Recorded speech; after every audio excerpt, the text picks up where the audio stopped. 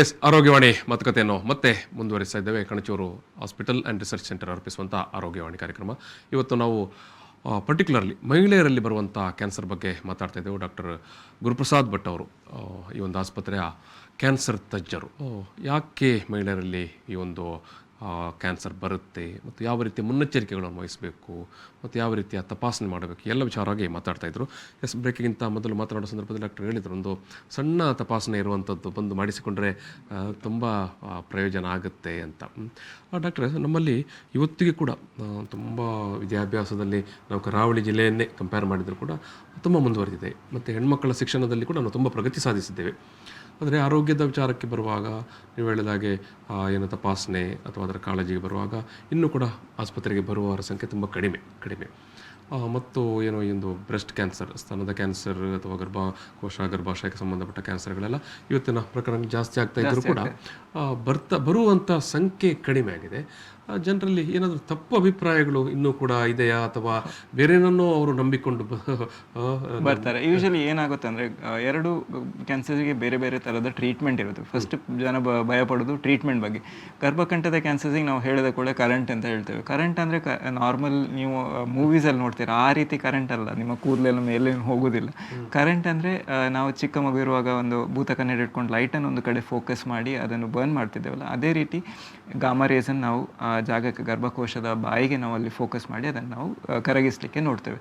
So ಇದರಲ್ಲಿ ಏನು ನೋವು ಬರೋದಿಲ್ಲ, ಅವ್ರು ಹೇಗಿದ್ದಾರೆ ಹಾಗೇ ಇರ್ತಾರೆ. ಗರ್ಭಕಂಠದ ಕ್ಯಾನ್ಸರ್ಸ್ ಬಂದ ಕೂಡ ಪೇಷಂಟಿಗೆ ಕ್ಯಾನ್ಸರ್ ಇದೆ ಅಂತಲೂ ಹೇಳಲಿಕ್ಕೆ ಆಗೋದಿಲ್ಲ, ಬಿಕಾಸ್ ಅವರ ಕೂದಲು ಹೋಗೋದಿಲ್ಲ, ಅವ್ರು ಹೇಗಿದ್ದಾರೆ ಹಾಗೇ ಇರ್ತಾರೆ. ಅವರಿಗೆ ಬರೋ ಪ್ರಾಬ್ಲಮ್ ಎರಡೇ, ಒಂದು ಮೂತ್ರ ಹೋಗುವಾಗ ಉರಿ ಆಗೋ ಚಾನ್ಸಸ್ ಇರುತ್ತೆ, ಇಲ್ಲ ಬೇದಿ ಆಗುತ್ತೆ. ಅದನ್ನು ಬಿಟ್ಟರೆ ಅವ್ರು ತಿನ್ನೋದ್ರಲ್ಲಿ ಏನು ವ್ಯತ್ಯಾಸ ಆಗೋದಿಲ್ಲ. ಇಲ್ಲ ಯಾಕೆ ನೀವು ಏನಾಗಿರ್ತದೆ ಅಂದರೆ ಕ್ಯಾನ್ಸರ್ ಹೇಳಿದ ಕೂಡ ನೀವು ಫಸ್ಟ್ ಮೂವಿ ಥಿಯೇಟ್ರಿಗೆ ಹೋದ ಕೂಡ ಅದೊಂದು ಫಸ್ಟ್ 2 ನಿಮಿಷದ ಬರುವ ಫೋಟೋ ನೋಡಿರ್ತೀರ, ಅದು ನಿಮ್ಮ ಮನಸ್ಸಲ್ಲಿ ಇರ್ತದೆ ಕ್ಯಾನ್ಸರ್ ಪೇಷಂಟ್ ಅಂದರೆ ಹಾಗಿರ್ತಾರೆ ಅಂತ. ಅದು ಅಲ್ಲ, ಆ ಬರುವ ರಾಹುಲ ಅವ್ರದ್ದು ಬೇರೆ ಬಾಯಿಯ ಕ್ಯಾನ್ಸರ್. ಗರ್ಭಕಂಠದ ಕ್ಯಾನ್ಸರ್ಸ್ ಯೂಶಲಿ ಪೂರ್ತಿ ವಾಸಿ ಆಗುತ್ತೆ. ಬಾಯಿಯ ಕ್ಯಾನ್ಸರ್ಗೆ ಕೊಡುವ ರೇಡಿಯೇಷನ್ ನಾವು ಅಲ್ಲಿ ಬೇರೆ ಸೈಡ್ ಎಫೆಕ್ಟ್ ಬರುತ್ತೆ. ಸೊ ಇದಕ್ಕೆ ನಮಗೆ ತಿನ್ನೋದ್ರಲ್ಲಿ ಅಥವಾ ಊಟ ಮಾಡೋದ್ರಲ್ಲಿ ನಾರ್ಮಲ್ ಕೆಲಸ ಮಾಡೋದು ಏನೂ ವ್ಯತ್ಯಾಸ ಆಗೋದಿಲ್ಲ. ಸೊ ನಾರ್ಮಲ್ ನೀವು ಹೇಗಿರ್ತೀರ ಹಾಗೆ ಗರ್ಭಕಂಠದ ಕ್ಯಾನ್ಸರ್ಸಿಗೂ ಟ್ರೀಟ್ಮೆಂಟ್ ಮಾಡ್ಬೋದು.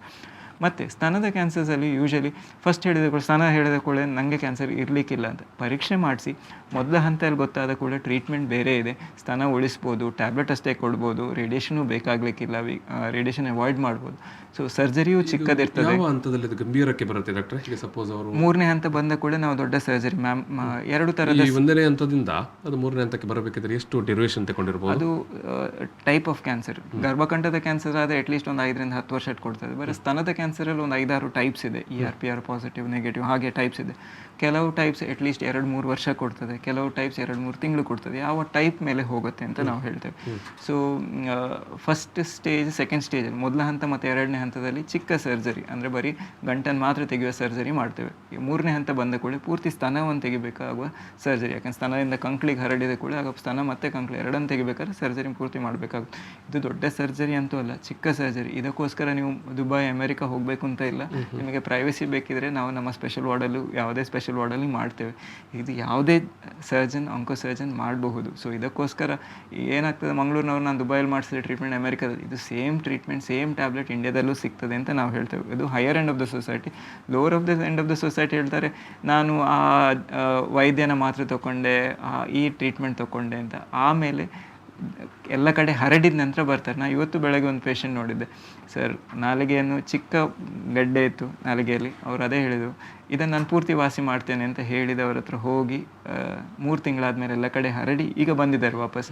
ಆಗ ನಮಗೆ ಅನಿಸ್ತದೆ ದಾರಿ ತಪ್ಪಿಸುವವರು ತುಂಬ ಜನ ಇದ್ದಾರೆ, ಆದರೆ ನಿಮಗೆ ನಿಮ್ಮ ದೇಹಕ್ಕೆ ಏನು ಬೇಕು ಅಂತ ಎಲ್ಲರಿಗೂ ಗೊತ್ತಿದೆ. ಕರೆಕ್ಟ್ ಆಗಿರೋ ಡಾಕ್ಟರ್. ಕ್ಯಾನ್ಸರ್ನ ವಿಚಾರಕ್ಕೆ ಬರುವಾಗ ಡಾಕ್ಟರ್, ನೀವು ಹೇಳಿದಾಗ ಅಂತ ಹೇಳಿದ್ರೆ ಅಲ್ಲಿ ಇಲ್ಲಿ ಅಥವಾ ವಾಟ್ಸಪ್ನಲ್ಲಿ ಕೇಳಿಸಿಕೊಂಡಂಥ ಮಾಹಿತಿಗಳನ್ನು ಎಲ್ಲ ನಂಬಿಕೊಂಡು ಹೋದರೆ ನೀವು ಹೇಳಿದಾಗೆ ಏನು ಎಲ್ಲ ಕಡೆಗೆ ಅದು ಸ್ಪ್ರೆಡ್ ಆದ ನಂತರ ಮತ್ತೆ ಪಕ್ಕದ ಮನೆಯವ್ರ ಹತ್ರ ಕೇಳಿ ನಿಮ್ಮ ಮನೆಯನ್ನು ಹೇಗೂ ಕಟ್ಟೋದಿಲ್ಲಲ್ಲ. ನಿಮಗೆ ನಿಮ್ಮ ಡಿಸಿಷನ್, ನಿಮ್ಮ ದೇಹದ ಬಗ್ಗೆ ನೀವು ಡಿಸಿಷನ್ ಮಾಡಬಹುದು.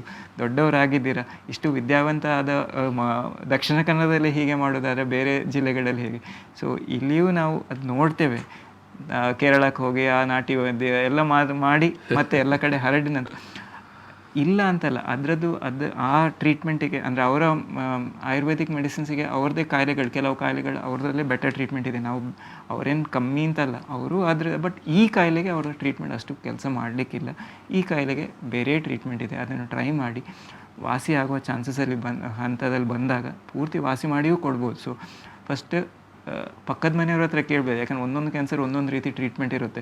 ಸೊ ಗರ್ಭಕಂಠ ಮತ್ತು ಸ್ತನದ ಕ್ಯಾನ್ಸರಿಗೆ ಬೇರೆ ಟ್ರೀಟ್ಮೆಂಟ್. ಗರ್ಭಕಂಠಗೆ ರೇಡಿಯೇಷನ್ ಹೇಳಿದ ಕೂಡ ಸ್ತನಕ್ಕೆ ಸರ್ಜರಿ. ಗರ್ಭಕಂಠಕ್ಕೆ ಯೂಶಲಿ ಸರ್ಜರಿ ಮಾಡ್ಲಿಕ್ಕೆ ನಾವು ಹೋಗೋದಿಲ್ಲ, ಬಿಕಾಸ್ ಅದು ಆಲ್ರೆಡಿ ಸ್ಟೇಜ್ 2 ಆಗಿರುತ್ತೆ ಮೆಜಾರಿಟಿ ಅವ್ರು ಬಂದಾಗ. ಡಾಕ್ಟರ್, ಈಗ ಸಾಮಾನ್ಯವಾಗಿ ಗರ್ಭಕಂಠದ್ದು ಇರ್ಬೋದು ಅಥವಾ ಸ್ತನದ ಕ್ಯಾನ್ಸರ್ ಇರ್ಬೋದು, ಅದು ಹೆಣ್ಮಕ್ಳಿಗೆ ಇಷ್ಟೇ ವಯಸ್ಸು ದಾಟಿದ ನಂತರ ಬರುತ್ತೆ ಅಂತ ಹಾಗೇನಿಲ್ಲ. ಸ್ತನದ ಕ್ಯಾನ್ಸರ್ ಯಾವ ಏಜಿಗೂ, ನಾವು ಚಿಕ್ಕವರಾಗಿ ಅಂದರೆ 20 ವರ್ಷದಲ್ಲೂ ನೋಡಿದ್ದೇವೆ.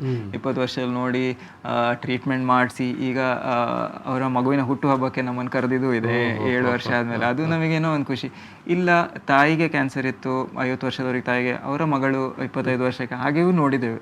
So but it is a long term disease. ಅಂದರೆ ಈಗ 10 ವರ್ಷದಿಂದ ಟ್ರೀಟ್ಮೆಂಟ್ ತೊಗೊಳ್ಳೋರು, ಬರೀ ಒಂದು ಟ್ಯಾಬ್ಲೆಟ್ ತೊಗೊಳ್ಳೋರು ಅವರು ಇದ್ದಾರೆ. ಅಂದರೆ ನಾವೇನಾಗ್ತದೆ, ನಮಗೆ ಮಂಗಳೂರಲ್ಲಿ ಸುತ್ತಾಡುವಾಗ ಯಾವುದೋ ಮಾಲಲ್ಲಿ ಸಿಗ್ತಾರೆ, ಸರ್ ನಾವು ನಿಮ್ಮ ಪೇಷಂಟ್ ಸರ್, ಟ್ಯಾಬ್ಲೆಟ್ ತೊಗೊಳ್ತಾ ಇದ್ದೇನೆ, ಆಗ ಏನೋ ಒಂದು ಖುಷಿ ಆಗ್ತದೆ. ಆದರೆ ಒಂದು ಧೈರ್ಯ, ಅದು ನೀವು 10 ಜನಕ್ಕೆ ಹೇಳಲಿಕ್ಕೆ ಕೊಡೋ ಒಂದು ಧೈರ್ಯ.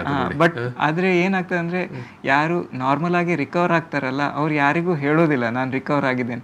ಯಾರು ನರಳ್ತಾ ಇರ್ತಾರಲ್ಲ ಅವರನ್ನು 10 ಜನ ಬಂದು ನೋಡ್ತಾರೆ, ಅಯ್ಯೋ ಪಾಪ ಅಂತ ಹೇಳ್ತಾರೆ, ಈ ರೀತಿ ಕ್ಯಾನ್ಸರ್ ಯಾರು ನರಳ್ತಾ ಇದ್ದಾರೆ. 90 ಜನ ವಾಸಿಯಾಗಿ ಹೋದವ್ರನ್ನ ಯಾರೂ ನೋಡೋದಿಲ್ಲ. ಆದರೆ ಯಾರು ನರಳ್ತಾರಲ್ಲ, ನಿಜಕ್ಕೂ 90% ಜನ ಏನು ವಾಸಿಯಾದವರಿದ್ದಾರೆ, ಅವ್ರು ಹೇಳಿಕೊಂಡು ಬರಬೇಕು. ಅಟ್ಲೀಸ್ಟ್ ಹೇಳಿದ್ರೆ ನಮಗೇನೋ ಖುಷಿ. ಆದರೆ ನಮಗೆ ಆಗಿದ್ದೆ ಅಂತ.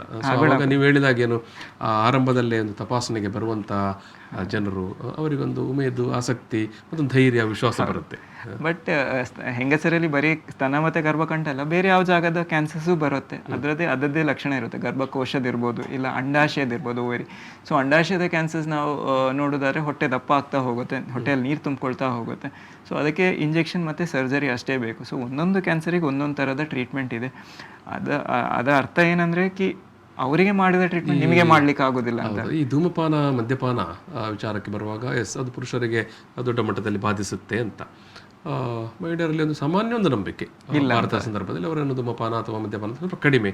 ಸೊ ಈ ಒಂದು ಕ್ಯಾನ್ಸರ್ ಬರುತ್ತೆ. ಯೂಶಲಿ ನಮ್ಮ ದೇಹದಲ್ಲಿ ಎಲ್ಲ ಸೆಲ್ಸ್, ಕಣಗಳಿಗೆ ಒಂದೊಂದು ಟೈಮ್ ಫ್ರೇಮ್ ಇದೆ. ರಕ್ತದ ಕಣ ಇಷ್ಟು ದಿನ ಬದುಕಿ ಇಷ್ಟು ದಿನ ಆದಮೇಲೆ ಸಾಯ್ತದೆ, 120 ದಿನದ ಬದುಕಿ ಆದಮೇಲೆ ಸಾಯ್ತದೆ. ಹಾಗೆ ನಮ್ಮ ಎಲ್ಲ ದೇಹದ ಕಣಗಳಿಗೂ ಅಷ್ಟೇ ಟೈಮ್ ಇದೆ, ಆನ್ ಮತ್ತು ಆಫ್ ಬಟನ್ ಇದೆ. ಇಷ್ಟು ದಿನ ಬದುಕಿ ಅದರ ಕರ್ತವ್ಯ ಮಾಡಿ ಅದು ಹೋಗ್ತದೆ ಅಂತ. ಅದೇನಾದ್ರು ಆಫ್ ಆಗಲಿಲ್ಲ, switch on switch off button ಏನಾದ್ರು ಹಾಳಾದರೆ ಆಗ ಕ್ಯಾನ್ಸರ್ ಅದರ ಪಾಡಿಗೆ ಅದು ಬೆಳೀತಾ ಹೋಗುತ್ತೆ. ಸೊ ಮಕ್ಕಳು ನಾವು ನೋಡಿರ್ತೇವೆ, ಸ್ವಿಚ್ ಆನ್ ಬಟನ್ ಅನ್ನು ಮಧ್ಯದಲ್ಲಿಟ್ಟರೆ ಜಾಮ್ ಆದರೆ ಅದು ಅದರ ಪಾಡಿಗೆ ಆನ್ ಆಫ್ ಆಗ್ತಾ ಇರ್ತಲ್ಲ. ಹಾಗೆ ಕ್ಯಾನ್ಸರ್ ಸೆಲ್ಸು ಹಾಗೆ ದೇಹದಲ್ಲಿ ಕಂಟ್ರೋಲ್ ತಪ್ಪಿ ಹೋದರೆ ಅದು ಕ್ಯಾನ್ಸರ್ ಆಗುವ ಚಾನ್ಸಸ್ ಇರುತ್ತೆ. ಅದು ದೇಹದ ಯಾವುದೇ ಭಾಗದಲ್ಲೂ ಆಗ್ಬೋದು. ಸ್ತನದಲ್ಲಿರ್ಬೋದು, ಗರ್ಭಕೋಶದಲ್ಲಿರ್ಬೋದು, ಅಂಡಾಶಯದಲ್ಲಿರ್ಬೋದು, ಹೊಟ್ಟೆಯಲ್ಲಿರ್ಬೋದು, ಲಿವರಲ್ಲಿರ್ಬೋದು, ಇಲ್ಲ ಕೆಲವು ಲಿಂಫೋಮಾಸ್ ಅಂದರೆ ರಕ್ತದ ಕ್ಯಾನ್ಸರ್ಸು ಇರ್ಬೋದು. ಸೊ ಯಾವ ಭಾಗದಲ್ಲೂ ಈ ಕಂಟ್ರೋಲ್ ತಪ್ಪಿ ಹೋದರೆ, ಬದುಕಿ ಇಷ್ಟು ದಿನ ಆದಮೇಲೆ ಸತ್ತೋಗುವ ಕಂಟ್ರೋಲ್ ತಪ್ಪಿ ಹೋದರೆ ಕ್ಯಾನ್ಸರ್ ಆಗುವ ಚಾನ್ಸಸ್ ಇರುತ್ತೆ. ಈ ಪ್ರೊಸೆಸ್ಸನ್ನು ನಾವು ಧೂಮಪಾನ ಮಾಡೋದ್ರಿಂದ ಬೇಗ ಆಗ್ತದೆ. ಆ ಜಾಮ್ ಆಗುವ ಪ್ರೊಸೆಸ್ಸನ್ನು ಧೂಮಪಾನ ಅಥವಾ ಮದ್ಯಪಾನ ಮಾಡಿದ್ರೆ ಬೇಗ ಆಗುತ್ತೆ. ಇಲ್ಲ ನಮ್ಮಲ್ಲ ಅನ್ಹೆಲ್ತಿ ಲೈಫ್ ಸ್ಟೈಲಿಂದ ಬೇಗ ಆಗುವ ಚಾನ್ಸಸ್ ಇರುತ್ತೆ. ಎಸ್, ಅನ್ಹೆಲ್ದಿ ಲೈಫ್ ಸ್ಟೈಲ್ ಅಂತ ಹೇಳುವಾಗ ಅದರಲ್ಲಿ ಅವರ ಆಹಾರ ಪದ್ಧತಿ ಕೂಡ ಸೇರುತ್ತಾ? ಆಹಾರ ಪದ್ಧತಿ ಊಟ ಮಾಡಬೇಕು ಅಥವಾ ಏನು ತಿನ್ಬೇಕು ಅಥವಾ ಏನು ತಿನ್ನಬಾರ್ದು ಎಲ್ಲವೂ ಇದೆ. ನಮಗೆ ನಾವು ಚಿಕ್ಕವರಿರುವಾಗ ನಮ್ಮ ತಂದೆ ತಾಯಿ ಆ 10 ವರ್ಷದೊಳಗೆ ಏನು ತಿನ್ನಬೇಕು ಅಂತ ಹೇಳಿರ್ತಾರಲ್ಲ, ಅದು ಕರೆಕ್ಟಾಗಿ ನಾವು ತಗೊಂಡ್ರೆ ಸಾಕು. ಆದರೆ ಏನಾಗ್ತದೆ, ನಮ್ಮ ಈ ಫಾಸ್ಟ್ ಲೈಫ್ ಸ್ಟೈಲಲ್ಲಿ ಅಯ್ಯೋ ಏನು ಊಟ ಮಾಡಿಲ್ಲ ಅಂತ ಹೇಳಿದುಕೊಳ್ಳಿ, ಅಲ್ಲಿ ಹೊರಗಡೆ ಒಂದು ಜ್ಯೂಸ್ ಕಾಣುತ್ತೆ, ಒಂದು ಪ್ಯಾಕೆಟ್ ಚಿಪ್ಸ್ ಕಾಣುತ್ತೆ, ಇದು ಸಾಕು, ಇಷ್ಟು ಸಾಕು, ಮಧ್ಯಾಹ್ನ ರಾತ್ರಿ ಹೋಗಿ ಊಟ ಮಾಡುವಂತ. ರಾತ್ರಿ ಏನಾಗುತ್ತೆ, ಅಲ್ಲಿಯೂ ಏನೋ ಬ್ಯುಸಿ ಆಗ್ತದೆ, ಟಿ ವಿ ಆನ್ ಮಾಡ್ತೇವೆ, ಇದು ಒಳ್ಳೆ ಮ್ಯಾಚ್ ಇದೆ, ಅದನ್ನು ನೋಡ್ತಾ ಅದು ಮರ್ತೋಗುತ್ತೆ. ಸೊ ಜೀವನದಲ್ಲಿ ಯಾವ ಟೈಮಲ್ಲಿ ಮಾಡಬೇಕು ಅದು ಕರೆಕ್ಟಾಗಿ ಮಾಡಿ. ಕ್ಯಾನ್ಸರ್ಸ್ಗಳಿಗೂ ಟೆಸ್ಟ್ ಇದೆ, ಅದು ಮಾಡಿದರೆ ಬೆಟರ್. ತಿನ್ನಲಿಕ್ಕೂ ಟೈಮ್ ಇದೆ, ಅದು ಕರೆಕ್ಟಾಗಿ ಮಾಡಿದರೆ ಬೆಟರ್.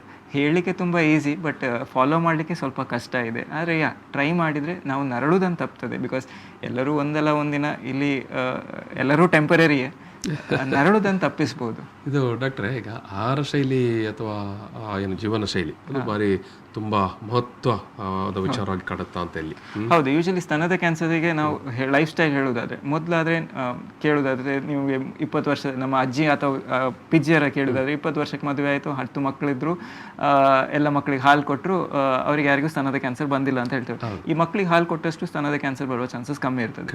ಈಗ ಏನಾಗ್ತಾ ಇದೆ, 35 ವರ್ಷ ಆಯಿತು, 40 ವರ್ಷ ಆಯಿತು, ಆ ಏಜಿಗೆ ಮದುವೆ ಆಗ್ತಾರೆ.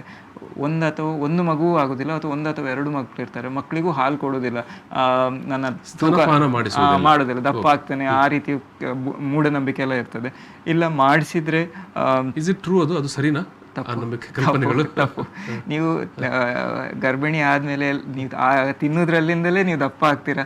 ಮಗುಗೆ ಹಾಲು ಕೊಟ್ಟರೆ ನೀವು ದಪ್ಪ ಆಗೋದಿಲ್ಲ. ಮಗುವಿಗೆ ಹಾಲು ಕೊಟ್ಟರೆ ಪ್ರೀತಿ ಜಾಸ್ತಿ ಆಗುತ್ತೆ, ಬೇರೇನಾಗೋದಿಲ್ಲ. ಸೊ ಹಾಲಕ್ಕೆ ಮತ್ತು ನೀವು ದಪ್ಪ ಆಗೋದಕ್ಕೆ ಏನು ಸಂಬಂಧ ಇಲ್ಲ. ಸೊ ಯೂಶಲಿ ಈಗ ಏನಾಗಿದೆ, ಏಜ್ ಆಫ್ ಮ್ಯಾರೇಜ್ ಲೇಟ್ ಆಗಿದೆ, age of first child birth, ಮದುವೆ ಆಗೋ ವಯಸ್ಸು ಲೇಟ್ ಆಗಿದೆ, ಮಗು ಫಸ್ಟ್ ಹುಟ್ಟುವ ಮಗು ಟೈಮು ಲೇಟ್ ಆಗಿದೆ. ಅದರ ಅರ್ಥ ಏನಾಗ್ತದೆ, ನಿಮ್ಮ ದೇಹದಲ್ಲಿ ಮೋರ್ ಹಾರ್ಮೋನ್ಸ್ ಇರುತ್ತೆ. ಆ್ಯಂಡ್ ನಾವು ಮದುವೆ ಆಗೋ ಅಂದರೆ ಗರ್ಭಿಣಿ ಆಗೋ ಮುಂಚೆ ಬರುವ ಹಾರ್ಮೋನ್ಸ್ ಈಸ್ಟ್ರೋಜನ್, ಪ್ರೊಜೆಸ್ಟ್ರಾನ್, ಅದು ಜಾಸ್ತಿ ಇರುತ್ತೆ. ಕ್ಯಾನ್ಸರ್ ಆಗೋ ಚಾನ್ಸಸ್ಸು ಜಾಸ್ತಿ ಆಗುತ್ತೆ. ಒಮ್ಮೆ ಗರ್ಭಿಣಿ ಆದಾಗ ಬರುವ ಹಾರ್ಮೋನ್ಸ್ ಬೇರೆ, ಪ್ರೊಲ್ಯಾಕ್ಟಿನ್ ಎಲ್ಲ, ಅದು ನಮಗೆ ಕ್ಯಾನ್ಸರ್ ಆಗುವುದರಿಂದ ತಪ್ಪಿಸುವ ಶಕ್ತಿ ಇದೆ ಆ ಹಾರ್ಮೋನ್ಸ್ಗಳಿಗೆ. ಸೊ ಯೂಶಲಿ ಏನಾಗ್ತಾ ಇದೆ, ಈ breast cancer highest seen in one population called sisters and nuns. ಈ ಚರ್ಚಲ್ಲಿ ಅವರು ಅದು because of religious reason, but they are the highest risk. ಅಂಥವರಿಗೆ ನಾವು ಈ ಮ್ಯಾಮೋಗ್ರಾಮ್ ಟೆಸ್ಟ್ ಮಾಡಿಸಿ ಅಂತ ಹೇಳ್ತೇವೆ. ಈ ಚರ್ಚಿಗೆ ಹೋಗಿ ಅವರಿಗೆ ಹೇಳ್ತೇವೆ. But if it is not for religious reason, any other reason, ನೀವು ಅಟ್ಲೀಸ್ಟ್ 30ರಿಂದ 40 ವರ್ಷಕ್ಕೆ ಅಟ್ಲೀಸ್ಟ್ ಒಮ್ಮೆ ಆದರೂ ಸ್ತನದ ಸ್ಕ್ಯಾನ್ ಮಾಡಿಸಿ. 40 ವರ್ಷ ಆದಮೇಲೆ ಮಾಡಿಸಿ ಅಂತ ಹೇಳ್ತೇವೆ. ಅಟ್ಲೀಸ್ಟ್ ಎವ್ರಿ 2 ವರ್ಷಕ್ಕೊಮ್ಮೆ ಮಾಡಿಸಿ ಅಂತ ಹೇಳ್ತೇವೆ. ಓಕೆ.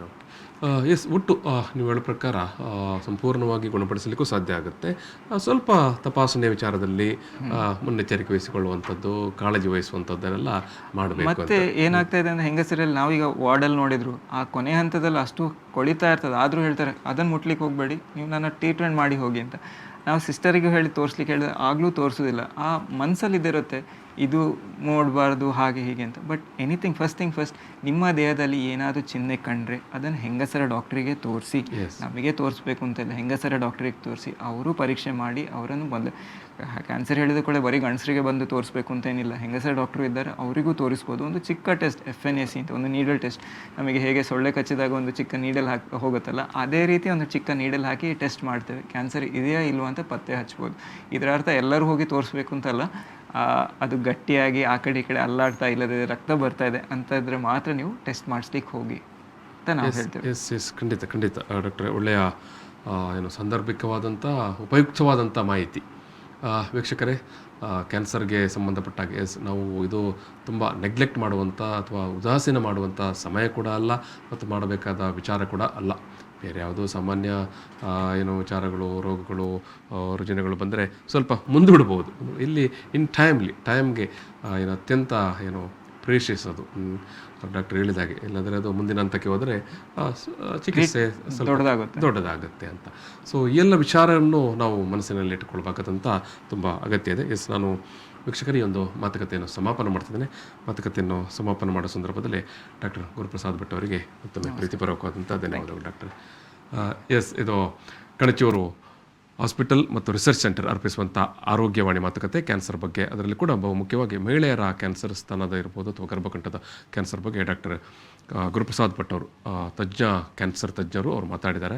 ಅವರಿಗೆ ನಾನು ಸಮಸ್ತ ವೀಕ್ಷಕರ ಪರವಾಗಿ ಪ್ರೀತಿಪೂರ್ವಕವಾದಂಥ ಧನ್ಯವಾದವನ್ನು ಸಮರ್ಪಿಸಿ ಒಂದು ಮಾತುಕತೆಯಲ್ಲಿ ಸಮಾಪನ ಮಾಡ್ತೀನಿ ಡಾಕ್ಟರ್. ಯಾವುದೇ ಡೌಟ್ ಇದ್ದರೆ ಕಣಚೂರಿಗೆ ಬನ್ನಿ, ಅಲ್ಲಿ ಹೆಲ್ಪ್ ಮಾಡಿ.